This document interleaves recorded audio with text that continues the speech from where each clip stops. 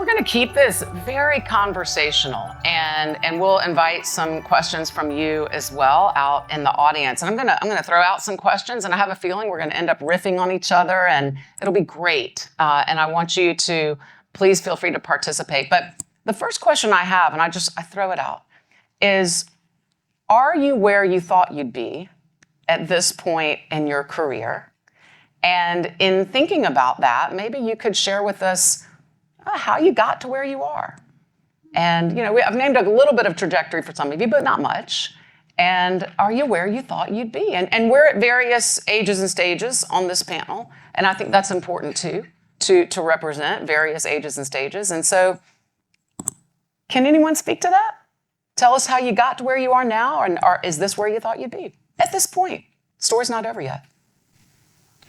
Well, I thought I was going to be an FBI agent, so I thought. Let me start with that. I thought, wow. SVU, I'm here for all the things. I'm like, So I think, do I think I'm where? Yes. In impacting the community, absolutely. I am very passionate about the work I do. I'm very passionate about helping people in whatever aspect that is. So every job I've ever had has always been reinvested in the community. So yes, in that regard. But I thought I was either going to be an FBI agent or the president, and so you can't do FBI. Too old for that. But was this like when you were 5 or like when you were 18? Actually, I went to undergrad at Francis Marion, and so when I was in undergrad, I thought I was going to go to law school because I thought I was going to be Matlock or Perry Mason and all the good things. Mm-hmm. And so I went to do my internship, and I realized that lawyers at the time sat behind the desk a lot, and I was like, no, this is not Matlock or Perry Mason. We're not solving crime, going to court in an hour or so. Yes. And so when I went back, I did an internship with the local law enforcement agency there, and so it was crime scene investigator. That's what sparked me to say I want to go work for the FBI. Wow. And so I was like, I think I want to do this. I think I'm going to figure this out.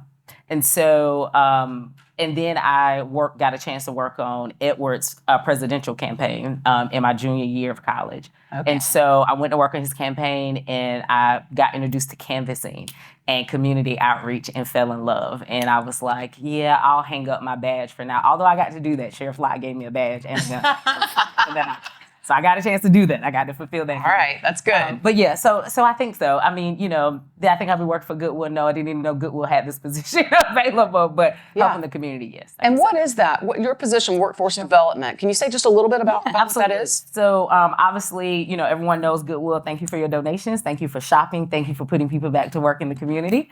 And so because people donate, because people shop in Goodwill, 93% of every dollar goes back into providing career training services.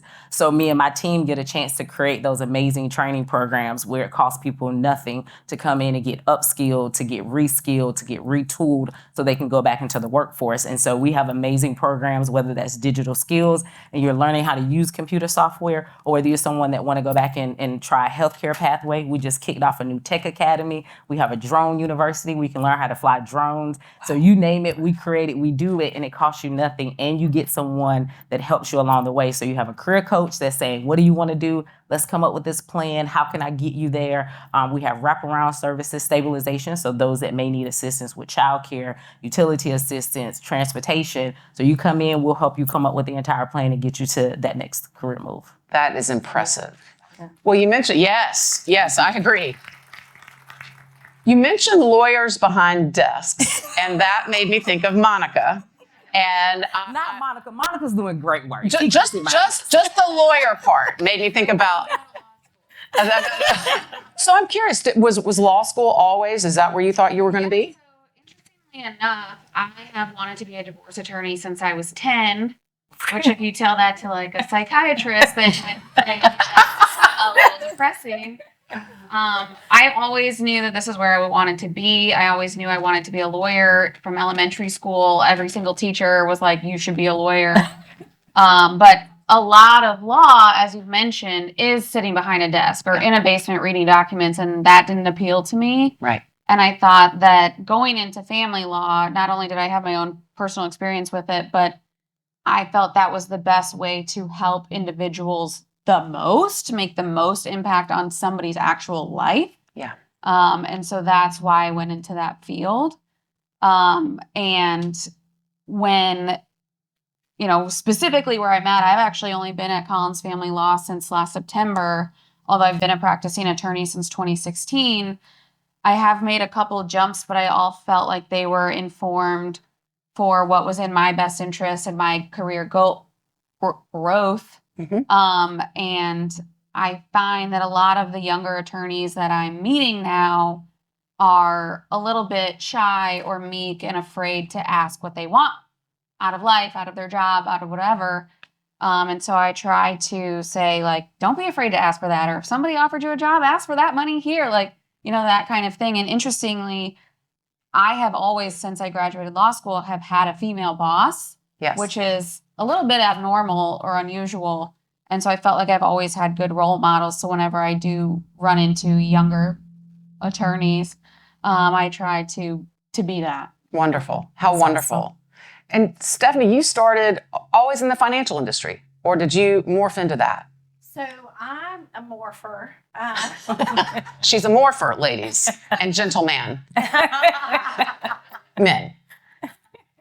So for me, I think my career path it was a little bit of wondering. I actually, when I graduated from college, I graduated with a psychology degree, and I really thought I was going to be a counselor. I wanted to, and I went to grad school and I took pharmacology and some other, and I just really realized I really needed myself to get more healthy, and I didn't want to sit there. And I think it's a wonderful profession, but I didn't want to do that. Yeah. And I felt like it was a good time to find that out when I was in grad school. My dad did too, who was paying for it at the time. But so for me, it was really finding a career where I could help people, because I knew that that was what I wanted to do. And so I just passed my licensure exams and have been doing this since 98. So I'm on my 26th year. It's hard to believe, but it's gone by very fast. I love what I do. Yes. And I do a lot more than divorce, but I think a lot of people know me for that because it's kind of a interesting thing. And I meet women all the time who go, "Where were you when I was going through my divorce?" They'll say that to me. But we do a lot of really good work in that space as a financial planner. We have a special tilt to that, where we do help give a financial plan during the divorce, so it makes clients be able to understand what they're agreeing to and be ready for life post-divorce. So it's really good work that we do, Yes. but I do a lot more with wealth management clients. We have business owners, we have families. I have single males as clients. So we specialize in working with families, business owners, but I love to work with women. And Absolutely. You are a bit of a counselor, aren't you? I am. Absolutely. And I meant to bring that back around. So I think I'm a Christian. So I believe God has a purpose for all of us. And for me, it was bringing me back around to that. And so I love what I do, because I do a lot of finances behavioral. Yes. And so it is helping people stick to those goals and understanding, they go through some really tough times. And I had a mentor years ago that said, I hated it too when he said it. It sounded so corny, but, money is next to air, and people need it. And your job is so important. And it's so true. We help people make their dreams come true, but we also help them do a lot of lovely things like giving to charity and, making sure that their kids go to college, and a lot of very important things. So, Sure. Yeah. So I'm a morpher, I but like it. Yeah. in a good way. Yes. Judy, was the vision always broadcast? No, I'm that girl who had no idea what she wanted to do, what she wanted to be. My mom was a teacher, so I was expected to go to college. And, I didn't know what I even wanted to major in. My mom always told me, handle your business. So I majored in business, not knowing what my business was going to be. But, I also ultimately, I believe, ended up following God's calling on my life because there were a lot of different circumstances that led to it. But while I was at college, I actually started at Georgia Tech in Atlanta and met my handsome husband who was stationed in the military. I knew nothing about the military. When I met him, he was introduced as Captain Gatson. I was like, "You work on a boat?" I'm like, "What?" But he was in the military, and we got serious, and I accepted his proposal, and we were going to get married. And I thought I was going to stay in Atlanta. And my mother's like, "Well, no, if you're committed to marriage, you need to go to Indiana, with your husband." And I was like, "What?" But I listened to her wisdom, and again, a lot of events happened, but my mother ended up passing away while I was in college. And I got a phone call. Dwayne was actually out of town, and I ended up speaking at her service. And it was one of those moments where you are not even aware of everything that's going on, right? You're just numb with grief and trying to just get through the next moment. And everybody kept coming up to me after that service, after I talked about my mother and the things that she poured into me and my sisters. That people are more important than things, that things are important, people are important. It's nice to be important, but it's more important to be nice. And just other little different pearls of wisdom. And so in the moment, I could not receive that. I was like, well, I wasn't even planning to go back to school. I was like, I'll just stay here and take care of my dad and my sisters. And I found a note in the trunk of her car that was from one of her students that she had helped go to an exchange program. And my mother had written me a note to send me money for books. So I kind of felt obligated to go back to school and finish up. And so when I went back, I had to overcome this challenge of not having enough hours to graduate, all that college stuff, and not having money. So I should have come and seen you guys and get that all worked out to get the college expenses paid. But there was an internship that was available. It was the one internship. I was late applying, and it just all worked out. And it was in a television newsroom in Indianapolis. And it was just incredible. And so she hired me. And I called this woman. Some of you who've lived in Columbia for a while may remember Ginger Gadsden. Our last name's spelled differently. She's tall. I'm not so tall. She has more dark complexion. I'm a light complexion. But I just called her out of the blue. I said, I'm moving to South Carolina. And she gave me some tips about how to get my foot in the door. And here we are. Boy, aren't we glad you did.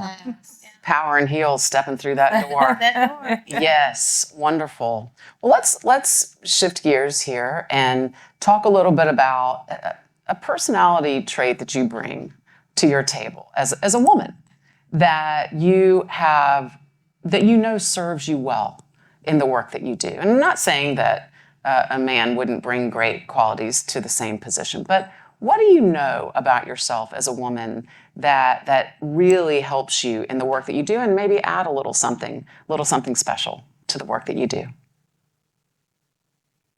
Well, I will say I'm not afraid of tough conversations. And I have to really make sure that I bring my empathy to that, and I get curious, and I think that serves me really well. Yeah. And I think we, stereotypically, we think of women as being empathetic. I mean, not true all the time, but yes. I mean, I think that makes sense. Maybe a little more capable of listening sometimes, not always. So yeah, empathy and curiosity. Yes, good. We need more of that in the world, I think. Who else?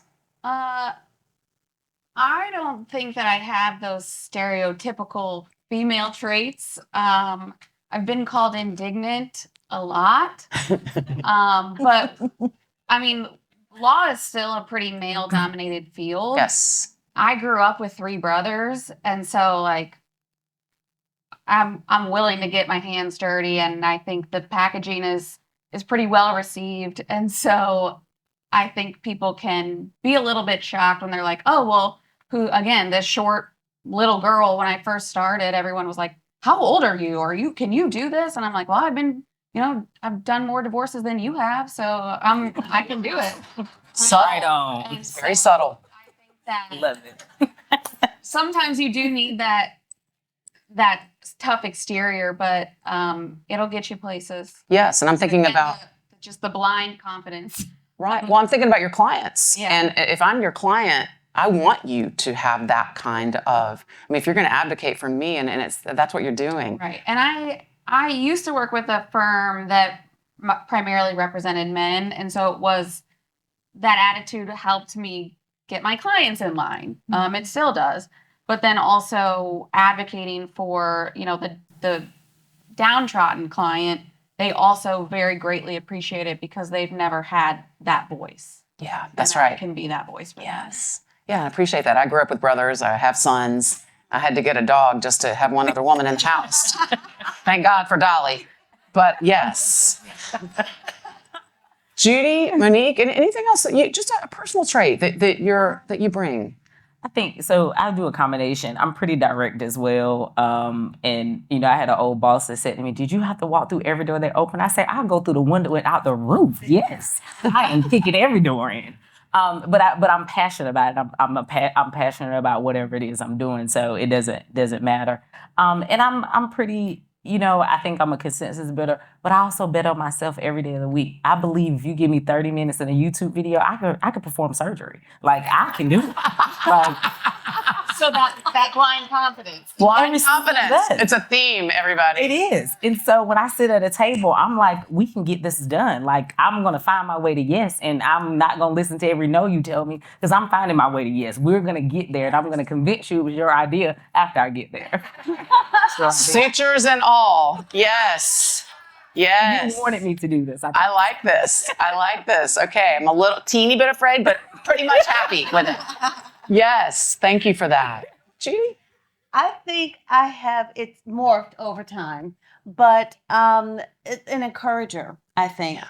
And I think back to one of my favorite sermons from Pastor Charles Stanley, who passed away not terribly long ago, but it was an abbreviated version was imagine somebody walking in, with a cake to celebrate power in heels, and they walk up the stairs and trip, and the cake ends up all over the floor. The person who immediately rushes to help clean it up, has a heart of service. The person who runs down to 5 Points to buy more cake for all of us has a heart of giving, and the person who says you should have been carrying it like this instead of like this, is a teacher, And so being able to tap into gifts in our business in the newsroom, when I started at WIS, they would not hire someone. I mean, we had people who worked as interns at WIS through their whole collegiate career, and then they would not hire them. They're like, you need 2 or 3 years experience in another market, and then you come back and see us.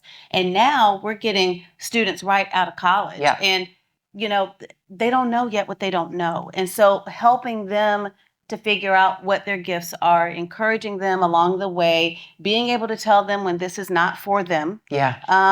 And, having accountability with compassion, I think. Accountability with compassion. Yes. Well, with that in mind, Monica, you mentioned you've had female bosses in the past. I'm curious from all of you about mentors along the way, and I'm also in that on the other side of that coin is I'm interested in how you are mentoring others, and I'm guessing women, but maybe not only women. But is there a certain someone that helped you along the way? Who is that? Well, Carolyn Sawyer helped me. Oh, And Carolyn. Karen knows Carolyn very well. She's a mutual friend of ours. And when I came to Columbia, South Carolina, married to this Army guy, starting a career in television with a degree in business management, I met Carolyn. And at that time, we had 5 minutes of news on at 11 o'clock at night. Now it seems like we have it on around the clock. But she was the only person who looked like me on television. And so she took me under her wing. She talked to me, gave me that accountability with compassion about what I should and should not wear and the things that I needed to make sure I was on top of in terms of my knowledge, in terms of my preparation, in terms of, what the strength that I brought to the newsroom every day to be prepared when the opportunity came to shift from radio to television. And it was Carolyn who really poured that into me. And I've been very intentional in trying to make sure I pay that forward with other, particularly young women, but anybody, I'll extend the offer when people walk in the newsroom, but some people think they know everything. So I mind my business.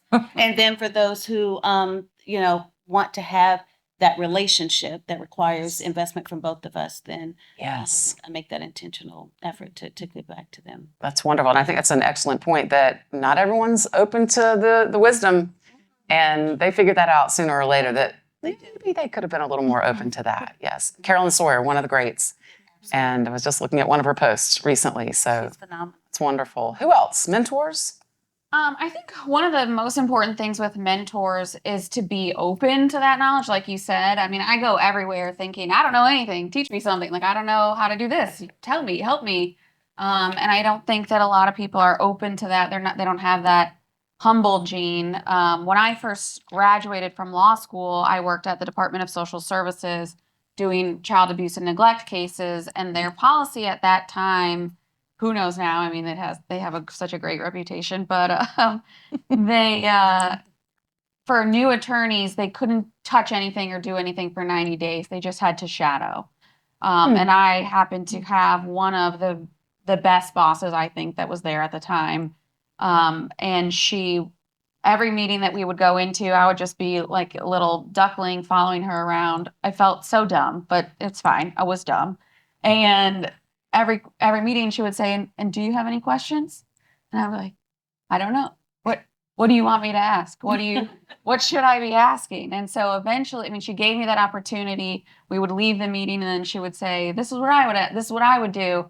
And so, that was 3 bosses ago, and I still text her all the time to be like, what about this? Wow, that's and so great. I think that's awesome. And then at my next firm, I had another female boss, and at Collins Family and Elder Law, it's all female attorneys, and so it's a great camaraderie. Yeah. But at the same time, I've had other attorneys in the community to come up to me and try to make me be them. And I'm, at this, so you have to be eyes wide open to say like, well, who's trying to take advantage of me and who's trying to actually help me. Yeah. And be just open to all of it so that you can say, okay, I don't want to be like this because this person says they're a female empowering person, but then they'll stab you in the back. So you just have to, kind of always be alert, but be open. Yeah, very good. A sense of who you are or who you Right. think you're becoming, and so that you can balance that. Yeah, that makes a lot of sense. Monique, Stephanie? Yeah, so I mean, like Monica, my first boss when I came back to South Carolina. So when I left college, I went to work in D.C. for 3 years. And so my boss that hired me, I met her in the gym.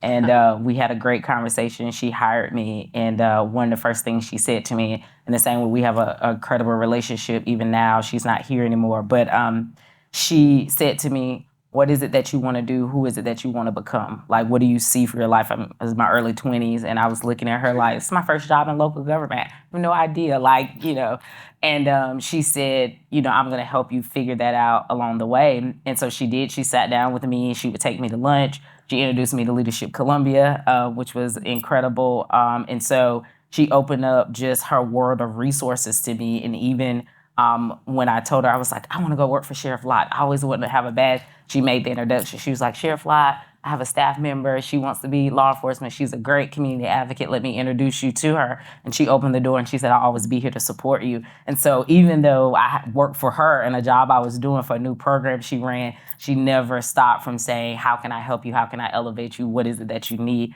And so I try to do that for, everyone that I'm around, but specifically, obviously, for women.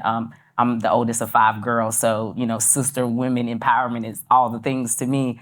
And so I do the same thing for my sisters and anybody I come in contact with, but I will forever be in her debt and grateful. Like, she can call me right now and I'm going to pick her up wherever she is. Oh, yes. Because that's how much she invested in me. And isn't that the mark of a real selfless mentor? If she's your boss, Yes. and yet she's willing to help you go do a different thing. Yes. I mean, that's not typical. Yeah. A lot of bosses would say, "Oh, no, you're staying." They would want to keep you close, Yeah. and that is real selfless and compassionate. I think leadership and mentorship. Absolutely. Yes, Stephanie. So mine's a little different. I feel like I'm the different person, but Well, you're a morpher, so so our industry is very competitive, and I never had that. I can't say that I ever had it. So I had to find it. And so for me, it was just, I had a father that was in the business who actually got me into it. But working with families tough. It's really tough. And so I had to really kind of find my way in that. So we decided eventually that it was much better for us to not work together. And so just finding those people, and I did women in our business very much have had to, because it's a male-dominated business, we very much have had to make it on our own. And so I think a lot of women feel that way. And so they feel like, well, I had to work really hard, so you need to work really hard. And so it's different now. I think that, because I started in the 90s, but now what I see and what I love particularly about the millennial generation is their way of thinking is very different. I'm a Gen Xer, and my parents are both baby boomers, and so it's just a very different thought process. What I feel like that generation really brought into the workplace was, hey, let's collaborate, let's work together. And I really appreciate that because that's how I prefer to work. Yes. And so that has been very refreshing. So for me, I have several younger female advisors that I do, not on any kind of a schedule or anything, but sometimes it's just an email. Sometimes it's sending them a client that was not a good fit for me, and it's giving them the business. It's giving them a chance because I know that they're really good. Yeah. So we do a lot. We do a lot of that, actually. I mean, actually, I'm a cheerleader for several of them. I mean, Erin does that as well for other advisors. So it's really now working in a team. We get to do that with each other, and that's really nice. Being in an all-female firm, so it's very different. But so for me, it was really trying to find that, and now being that because I didn't have that. It's a motivator for me. So. And I love it. How wonderful. And again, telling of you and your willingness to serve and give. I mean, I think you named it a little bit. I think we've all met women who might be a little ahead of us, generationally speaking, and who, I won't call them cynical, but they're the ones who had to really blaze the trail. And so, you know what? You need to work hard. I'm not going to help you necessarily because I had to do all that hard work. You're going to have to. And I've encountered women like that. And so how wonderful for all of us, if we're willing to help pull other women up as well. And that's very, very important and special, I think. It's very important. I'm curious, along the way of your careers, have you experienced the now almost cliched idea of imposter syndrome? I mean, hello, imposter syndrome. Anyone ever danced with it? Yeah, it's not a fun dance partner. It's really not. So what was that like, and how do you work with it? How did you work with it? How did you work yourself through it? If so. I think for me, so I got some really great opportunities very young. And so I think because I oftentimes I was often the youngest person in the room. And so I always had to fight against, am I qualified to be in the room? Who do you know? Yeah. Who's your family? And so, so you deal with that. So I used to start a lot of conversations. I'm from Winnsboro. I'm from Fairfield County. My parents are blue collar workers. I know no one. And so, it started to be that. But so it makes you question, like, should you be in the room? Are you qualified to be in the room? And so you start to question that. And then I think I had an encounter with a boss. I worked in law enforcement, and so it was very male dominated. At the time, it was probably 800 people that worked for the agency, and 98 were women. I was in a position that was right next to the sheriff, and so that comes with its benefits, but it comes with a whole lot of drawbacks as well. And so I think one day I had a really bad encounter with a male counterpart that outranked me. So in law enforcement, you got to follow the whole rank chain, and so I think in that moment, it was a learning moment for me. It was a turning moment in my career and about who I was. But the sheriff was a great mentor. I will tell anybody, hands down, Sheriff Lott is absolutely one of my favorite people in the entire world. He let me wear stilettos, a pencil skirt, and a gun. And so for that, he will always be my favorite. When y'all see him, y'all tell me. Dang. I know, right? We all like to dress up like that every now and again. Yes. Yeah. You see why we're kindred spirits. So, but in that moment, some of the words he said to me, but it helped me really kind of tap into what I believe like is my superpower. And so his question was, do you believe what he said? Like, do you believe that about you and your ability? And I said, no. And he said, then never let anyone tell you what you can and cannot do if you don't believe that yourself.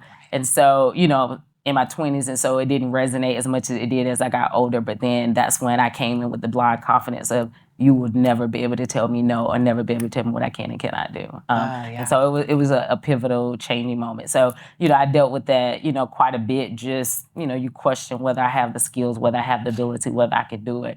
And I, people that know me, I say all the time, I walk in every room with a theme song in my head. I have my own theme music because I'm like, I'm walking in this room and I'm here. Yeah, what's the song? Oh, I mean, Alien Superstar I came in here today with. So Okay. I came in here with Alien Superstar today. All right. I mean, remember, this is Rainbows and Unicorns. So, yes. Anyone else? I mean, not everyone experiences imposter syndrome, but if anyone have anything to offer? I would say, I originally I'm from Chicago, and so when I went to law school, I just wanted to go to a warm state. My mom was like, "I'll pay for your law school if you don't leave," and I was like, "I have to live in a warm state." But when I got here, I didn't realize that the South was a thing. So that was a culture shock. I didn't realize that law school is as crazy as Legally Blonde makes it out to be. So when I walk into this room for the first day of school, I'm like, what am I doing? I wanted to be here since I was 10 years old, and now I don't feel like I should be here. Yeah. And I didn't know a single soul in this entire state or Southeast region at all. At least 50% of the law school is South Carolinians. Yeah. Yep. And so I was like, I don't know what I'm doing here. So at first, I just kept my head down, found other people not from South Carolina to be friends with. And when I started applying for jobs, there really wasn't a lot of opportunities for family law jobs. And that's what I knew I wanted to be. So I rang doorbells, I sent emails, I hustled. And then finally I get my first job and I go to court with a lawyer that I was interning for. And just this really old person, which I don't even, in my head, I have a picture of him, but I have no idea who it was. He introduced himself to me and he said, "Now, who's your daddy?" It does happen. It does happen. And I'm like, I don't even understand this question. Again, I should have led with, I'm from Chicago, not a family lawyers. I don't think it would have helped. And so just eventually I started to, by hustling and saying like, look, I'm worthy. I deserve to be here. I'm just as smart as everybody else. Yes. Then it finally started to go away. And, every room, I don't have a theme song. It's a good idea. It is. It's a really good idea. Telling you. It's just, I believe in me. Yeah. Love that. Yeah. Well, it's funny, the "Who's Your Daddy?" It sounds like a cliche. It does happen. I once was at a formal occasion several years ago, and I had on a very loud formal dress. It was a gown that was a zebra print.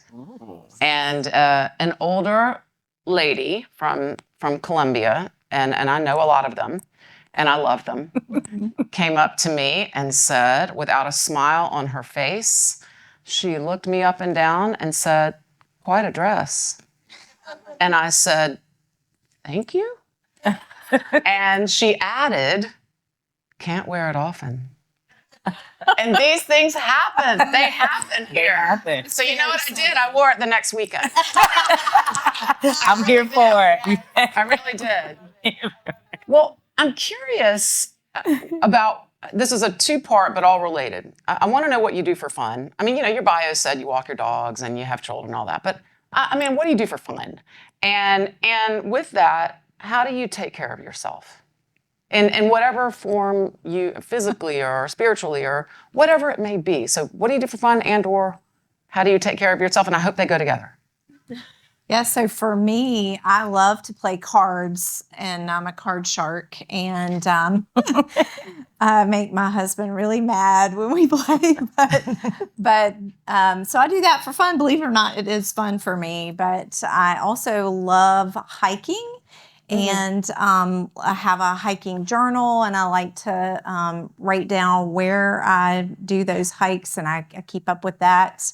Wow. But it's very hard for me because I'm so type A and I love what I do.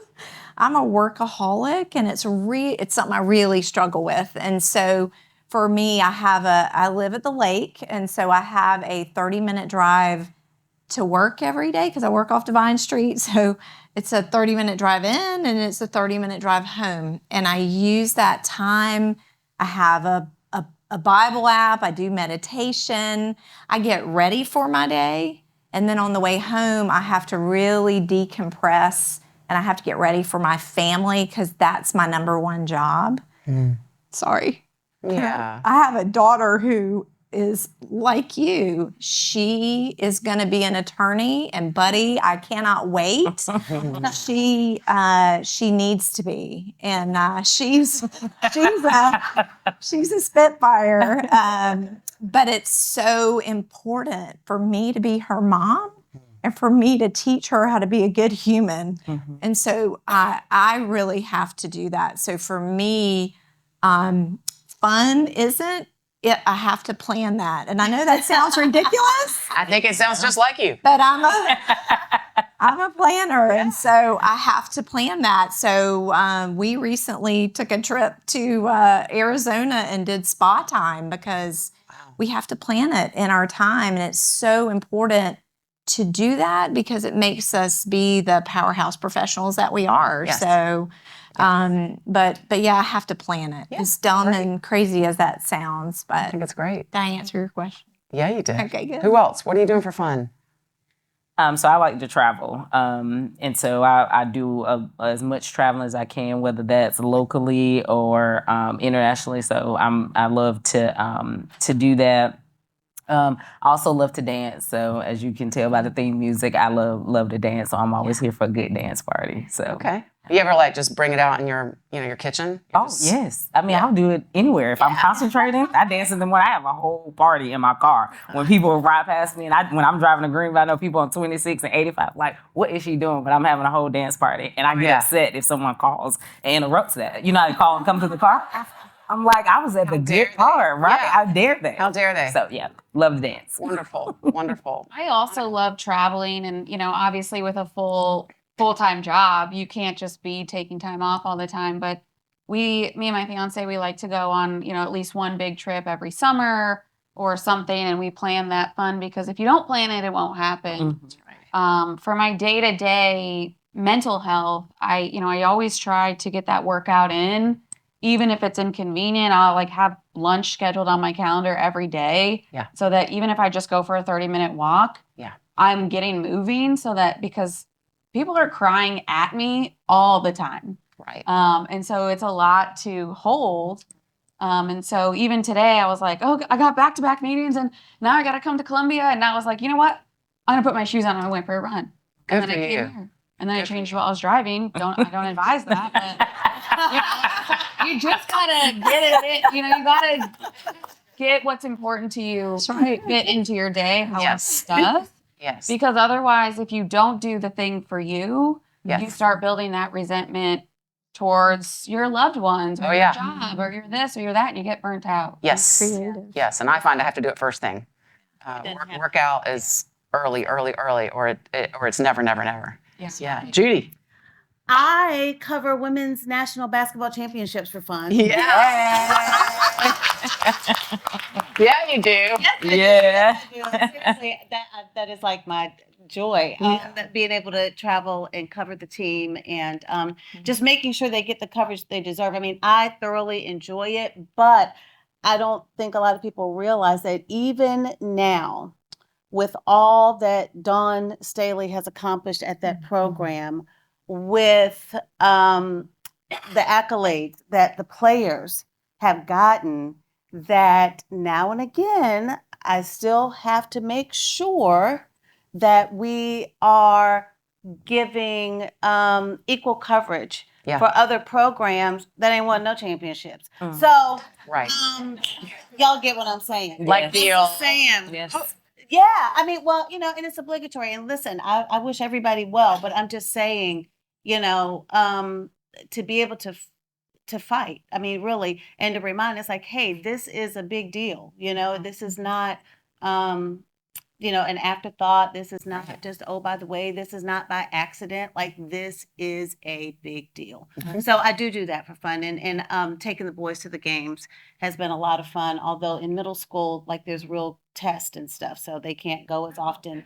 as Right, they real used to. tests. Show up on time to school and all these things. You can't just miss days. So that has changed. But the boys are really my X factor and my fun, because I just like to do stuff to surprise them, like each once a week, just different little things, and especially during the summer. And they each kind of have their like little wish list things that they'll put, and then they forget that they've written them. And I like to just surprise them one day if I'm not going to have to do the show, or if, one of the other, the boys, if Aiden has an activity and I can do something with Nicholas, because like you said, family is the most important thing, and I was thinking back on your question about the imposter syndrome, and Yeah. I really have not had to deal with that, but I see it a lot. Yeah. I see it a lot. And I think, for me, my mother always told me it's kind of different take on what you were saying. It's not what you're called, it's what you answer to. Mm-hmm. And just because of the life journey that I've taken and personal challenges that I've faced, I've never really been defined by my job. I mean, I know a lot of people know me because of what I do, but that's never been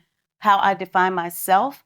And I've always just been very comfortable and completely at peace with, if the day comes when I just can't walk in the store anymore and I don't feel like there's a purpose or a use to me being here, Yeah. I'm totally fine with that. Yeah. Totally fine with that, because my main responsibility comes to Aiden and Nicholas, and God has just blessed me in such a miraculous way that I cannot abdicate that responsibility No. at all. So No. having fun with them, waking them up at night for dance parties to the Hamilton soundtrack, they like that. I woke them up in for spring break. I never tell them where they're going, because if we have breaking news, then that's such a big disappointment and such a bummer, Yeah. to ruin your whole plan. So it's always hop in the car, we're going out to dinner, and then we end up, in Disney World or whatever it is. But they woke up one morning, it was 5 a.m. and we went, it was just for the weekend, to go to New York and to see Hamilton, because Nicholas absolutely loved it and knew all the words. And so doing stuff like that is my fun. I love it. Please, can I come to the next Hamilton? Yes, you can. I was thinking that too, Sam. Like, I will not throw away my shot. Yes, right. Got it all down. Always be, yeah. Oh my gosh. Yes. Gosh. Well, I'm curious. I know we're right at about 4:45, and I'm wondering if we could take just a few more minutes. I know we started a little bit late, and get some questions, just a few questions perhaps from the audience. Should you like to do that? And if not, I always have a couple more that I'd love to probe. But could we do that? I'm looking in the back, hoping someone in charge says yes. But yes, question. Come on. I have a younger daughter, and I have a hard time trying to find the balance between work life, community, giving back to my community. Like, what would be some advice can give me as a mom of a toddler, and of course some things that go in play for shift work, but how do you find time for your family, community, and work? Yeah, so I would tell you, find something you're passionate about, and you'll find a way to, even if it is just doing volunteer one Saturday a week for an hour, it's just finding something that you're really passionate about. And so when I had a toddler, it was putting it on my calendar and letting my husband know ahead of time, and, finding a way to just make that happen again, even if it's just for an hour, because I do think it's so important to do something that you're really passionate about. That's why I'm on the board for Hope Haven. It's a little tiny charity that nobody's heard of, but they need somebody like me who's really going to be an advocate for them and get them on the map in Columbia and to help them, because it's for such a great cause. And so it's finding something like that you really have a lot of passion about. I would also say it changes. You know, we are in different seasons at different times. And what I did in that regard when my boys were toddlers is very different than what we do now, because the things I do now, I try to pick things that they can be involved in. And so, you know, in just the way that we interact with each other now, you might not have the time to sit on a board right now, but, you know, whatever it is that you're passionate about, you can volunteer once a month or help advocacy in terms of social media. I mean, there's so many different ways to have an impact, but to see what fits in your life, and kind of like with your toddler, you know, you have to kind of reassess everything. Once you get everything child-proofed for, you know, the age right now, then they start doing the next thing. And it's like, all right, you got to elevate your game. So just really taking that step back and that assessment of where you are and what fits into your life right now, and not feeling obligated, but what you really are passionate about and where your spiritual gifts can be used. And something just as small as sharing something on social media can have an impact. Amplify, So elevate. we're all on our phones at night. Don't lie, ladies. You're laying in the bed and you're doing this, you know. And so just even a share is something that I think is huge. And as they get older, I mean, tell the young child about what you're doing. You know, I always want my boys to, I mean, they're 18 and 21 now, so I'm just like hurting. And everyone in my house has some form of attention issues, including the husband. I said my memoir about living with these people one day, it's going to be called 3 Men and a Lobe. Like, they have one frontal lobe.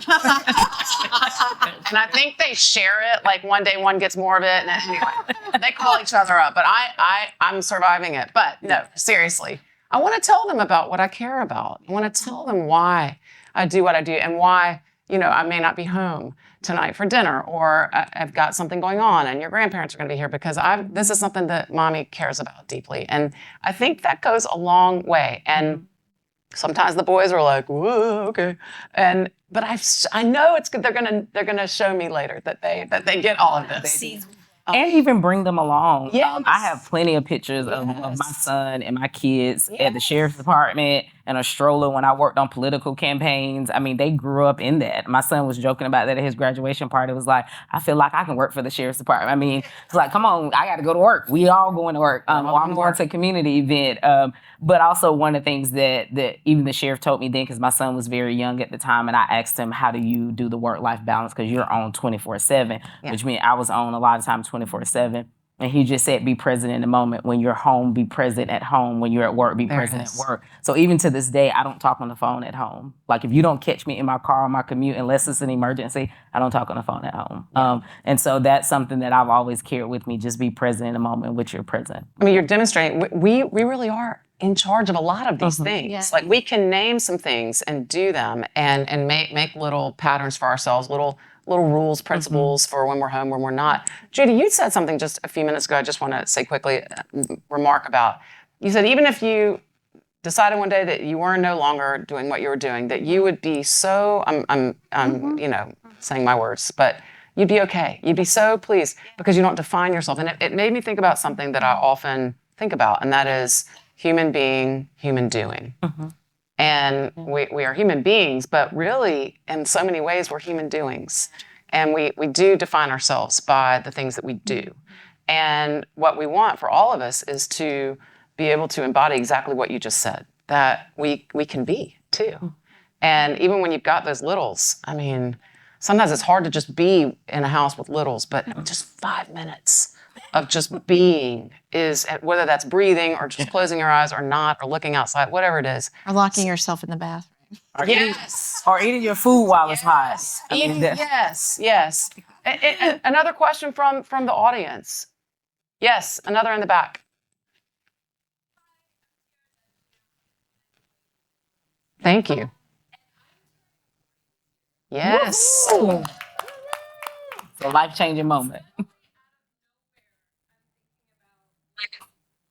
It's driven. But I work in this space where people are constantly talking about the impact they want to see in the community, but also what am I leaving behind? So many times, you know, not so many times, but I feel like in the past we thought men think about their legacy, men think about putting their names on things, men think about this. And as women, we're not always, certainly not catered to, but we don't necessarily always think about our legacies in terms of the impact we're leaving, not just with the actions we do, but with our name and the people we impact. So can you all share just a little bit about how you think about legacy as we look forward to an exciting future, but also knowing you're going to leave something behind as you continue living? Great. Wonderful. I think the most important thing is your integrity. You can't get that back. And so it is sowing that seed of integrity, and that lasts a lifetime. Relationships are the only thing, in my opinion, that are eternal. And so really sowing into other people and having your integrity is the only thing that really lasts. And speaking of that, I don't care if my name is on stuff. People Right. can't even pronounce it. But what I care about, I think about is like, well, who's going to show up at your funeral? Who's going to call you, or who's going to pick you up when you call them out of the blue? Who's going to answer your phone when you call? If you go back on your word, if you do a shoddy job, I mean, no one's calling you back. No one's going to show up at your funeral if that's who you end up being. And I think everybody that shows up at the funeral, that's your legacy. They're going to tell your stories. They're going to pass it on. And, you know, you can get that through mentoring, through your community service, through whatever it's going to be. Yeah. Yeah. Nice. Anyone else? Legacy. I mean, obviously, those of us that have kids, I mean, you hope your legacy lives on in the impact of kids. And I feel the same way. I just want my kids to be great human beings. But also, I mean, I care about people. And so, you know, I want people to be able to say, you know, Monique helped me, or she opened a resource, or, you know, she was just kind, or she held a door. So, you know, I care about how people believe or feel that I treated them. Yeah. So I care about, because I'm the same way. I don't want my name on anything. I don't want my face on anything. I don't even like to take pictures. Like, so, you know, and so, you know, I would just rather people remember, you know, how I made them feel and what I did for them and how I impacted or changed a community because of the little bit of work or investment that I made. It's making me think of Maya Angelou, well known. People will forget what you said. They'll forget what you did. They will not forget how you made them feel. Yeah. Yeah. Anyone else on that? I'll just say, I mean, it goes back to my boys for me, because I think that what has helped me through challenges in my life is remembering, and my mom passed many, many years ago, but remembering the wisdom and the faith that she poured into me. And though that life experience came from time, Yes. you know, that she invested in me. And so for them to be very aware of me being intentional about being present for them, and not in a way where you get what you want when you want and all of that, but when, you know, there's a challenge, that I will stop, we will talk about it, Yes. we will work together, but to just be present in those moments so that when I'm not here, Yes. they're good. They're okay. Yeah. They're good. Yeah, beautiful. Beautiful. I saw Hillary walk in. I think we're about one more. Oh, wonderful. One more question. This is big. Yes. Hello.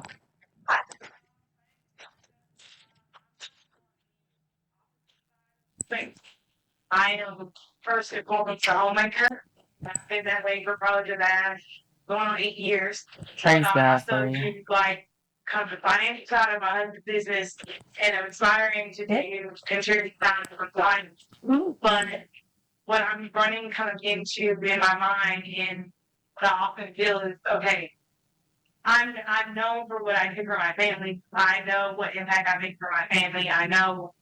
I feel like I'm defined by what I do for my family and how, you know, they're received, and, you know, my children, and my husband, and everybody from home. And I know how to do that.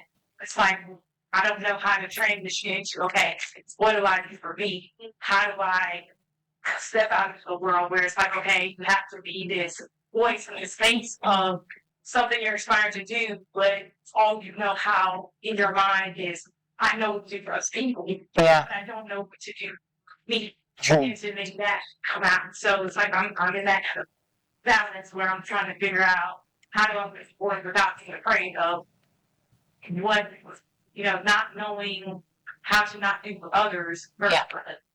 Yeah. Does that make sense? Yeah. Oh, Yeah, that makes absolutely. sense. Yes. The word that stood out for me in what you just said is being afraid. And just because everything for me is grounded in faith, I'm just going to tell you, God does not give you a spirit of fear, but of power and love and a sound mind.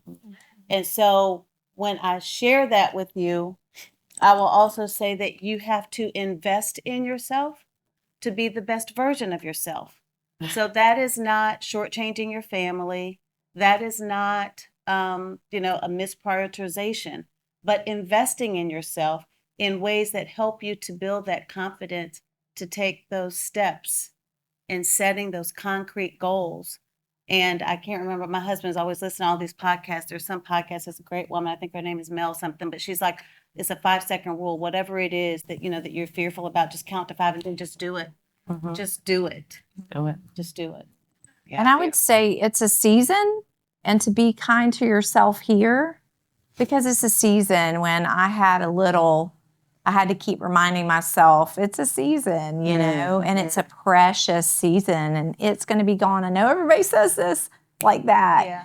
And so it's really being present and knowing, for at least for me, but it was knowing that that was my job right then, to be there. I could do the work that I could do. I only had so many hours in a day, and being okay with that. And I worked outside of the home during that season. I had a great nanny.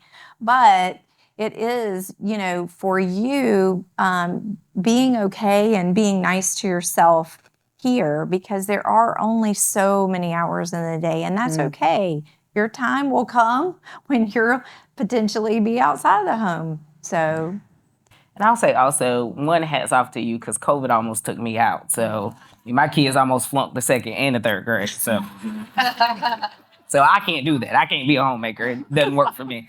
But I'll say, in just reframing how you think about that. So as a homemaker, you're a project manager. You're already running a business. You're already an organizer. You're a scheduler. You're already maintaining people. You're pouring into people. So when you're talking about going out and being an interior designer, you're catering to people, and you do that all day long, right? And so from the time you wake up to the time you go to sleep at night, it's about designing, creating for other people. So when you walk into someone else, you're going to bring that same passion and characteristics. So you approach it in the same way that you are doing now. You got the best money management skills, and you got the best hurting of people. You got the best of convincing people that when they didn't want to wear that and put them shoes on, they did that. So you can do the same thing in somebody's house. You already got the skill of persuasion, right? So you're doing it already. So it's really just about reframing how you see yourself and what it is that you think you bring to the table. But you got every skill that you need. Reframe is a wonderful word. Yes. And I would throw in, she's a facilities manager too. Correct. Definitely a facilities manager. Absolutely. And I would just add, in that area of interior design or any other avenue you would want to eventually aspire to, find somebody who's there. Absolutely. And call them. Reach out to them, find that mentor. Because, and if, a lot of women in particular, that they would be delighted. I had no idea. How many times have you asked for something and someone said, I had no idea you cared about that. And I'm thinking, oh my gosh, I've cared about it for years. And so sometimes shame on us for not reaching out, but that could just be a tactical piece of this. Everything that this panel shared, not just about that question, but all, and especially between the ears, I think it's a great way to end. How are you talking to yourself? Absolutely. How are we are so hard on ourselves, and women are great at that. And I would just say, can we all agree as we leave here today that, inspired by Monique, by Stephanie, by Monica, by Judy, that we can treat ourselves the way we would treat a friend, that we will talk to ourselves the way we would talk to a friend and someone we care about. And that alone can make so much happen. And our human doing selves can coexist very, very beautifully. And so with that, I say thank you to all of you. Yes. Thank you to the Chamber. Thank you to Investra. And thank you to our wonderful panel. Yeah. Yes.